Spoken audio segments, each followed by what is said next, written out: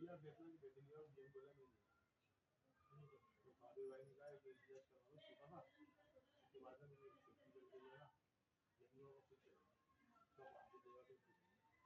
Sheikh Rajput Indus drawing में 27 साल से काम कर रहा था। मुझे बिना तकलीफ से उन्होंने निकाल दिया गया चोरी के इल्ज़ाम में, लेकिन कोई सबूत ना मिलने के बावजूद मेरे को कोर्ट ने बाइज्जत बरी कर दिया।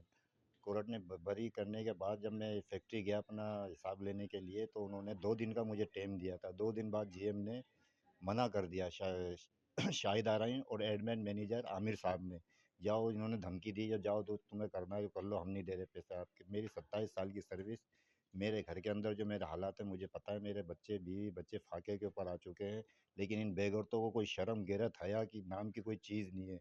बड़ी बड़ी बातें बोलने वाले आज फ़िरौन बन के बैठे हुए हैं, जो किसी चीज़ का खौफ नहीं है इनको कि 27 साल इन्होंने एक कंपनी के अंदर गुजारे हैं। इनको बेगैरतों को ख्याल आना चाहिए, चलो यार इस बच्चे ने काम किया है, कोई वजह के ऊपर की निकालने बात तो बनती है, लेकिन कोई वजह नहीं, कुछ भी नहीं, बिगर फजूल के इन्होंने निकाल के आज दर-बदर कर रहे हैं। और चलो दर-बदर भी कर दिया, कोई मसला नहीं, लेकिन जो मेरा हक बनता है वो तो मुझे दिया जाए। तो काम को यही मेरी अपील है कि मेरे साथ किया जाए और मेरी जो सर्विस है वो मुझे दिलाई जाए। मैनेजर का शाहिद आराइन, एडमिन मैनेजर आमिर साहब, ये बड़े जल्लाद बन के बैठे हुए हैं, फ़िरौन बने हुए हैं ये इस फैक्ट्री के ऊपर। हमारे इलाका ही हैं, मेरे कज़न भी हैं। ये इंडस गायनी फैक्ट्री में पिछले 28 साल से काम कर रहे हैं। जब इनका रिटायरमेंट का टाइम करीब आया तो इनको चोरी के इल्ज़ाम में जेल भेज दिया गया। जेल भिजा दिया। जेल के अंदर उन्होंने कोई सबूत पेश ना किए। ना करने की बिना पर कोर्ट ने जो है ना इनको जजमेंट दी कि जाके आपने अपनी पेमेंट हासिल कर लो फैक्ट्री से। मैं इनके साथ, इनका कज़न होते हुए इनके साथ फैक्ट्री गया। फैक्ट्री वालों ने कहा कि आप कल आ जाइएगा, एक एक पाई का हिसाब आपको दे दिया जाएगा। दूसरे दिन आइएगा 1 बजे। दूसरे दिन हम 1 बजे गए, पहुँचे उधर। उधर हमसे हमारी मुलाकात जमशेद साहब से हुई, जो जीएम साहब के करीब होते हैं। तो उन्होंने कहा यार वो अब मसला ये है कि जीएम साहब मना कर रहे हैं, बोल रहे हैं यार उनको बोलो भाई मैं पैसे वैसे नहीं दे रहा। जब कोर्ट ने जजमेंट दे दी है तो वो पैसे क्यों नहीं दे रहे? ज़्यादा इनके घर के हालात हम जानते हैं कि हालत चल रहे हैं, लोगों से ले लेके गुजारा कर रहे हैं। ईद आ रही है, घर के हालात इनके ख़राब चल रहे हैं। एडमिट है, अभी दिल का मसला चल रहा है।